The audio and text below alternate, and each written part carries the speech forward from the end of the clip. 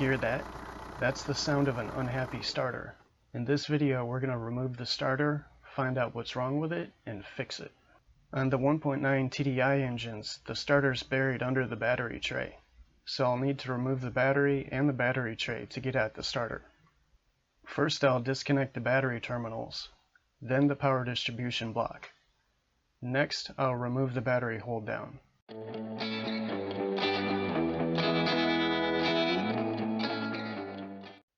Let's move the catch can aside, and the battery comes out. Next, I'll remove the battery tray.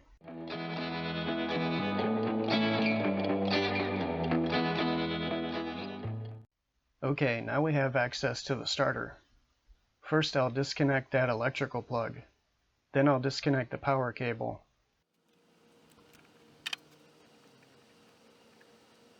Also, the power steering line needs to be detached from that bracket. The starter has two mounting bolts, but first there are two nuts that need to be removed. One holds that bracket, the other holds the wiring harness on top of the starter. With that out of the way, I can remove the starter bolts.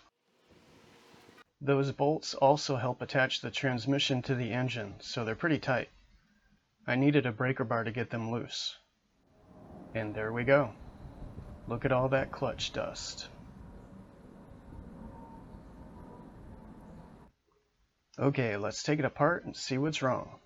First, I need to remove these two bolts. Also, I need to detach the cable from the solenoid. Now the starter motor comes off. This starter uses planetary gears for the gear reduction. I'm going to remove them now so they don't end up on the floor. Now I'll remove these three torque screws so I can detach the solenoid.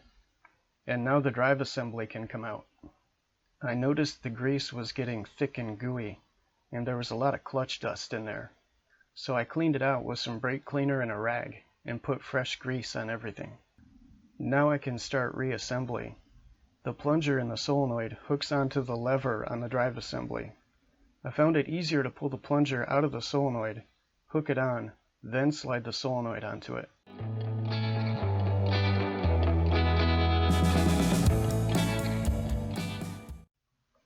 When reinstalling the starter motor, the plastic housing for the planetary gears needs to be clocked correctly. The bolt holes need to line up with the ones in the nose, plus there are notches in the housing that need to match up with the motor.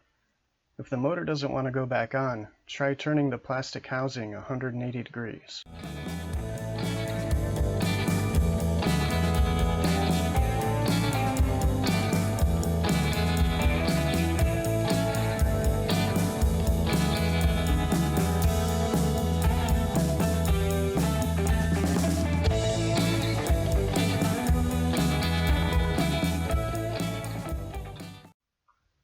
Okay, the starter's reassembled. Let's toss it back in the car and see if this made any difference.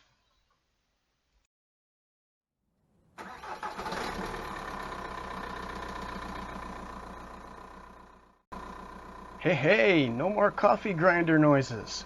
Awesome. That just saved me a lot of money.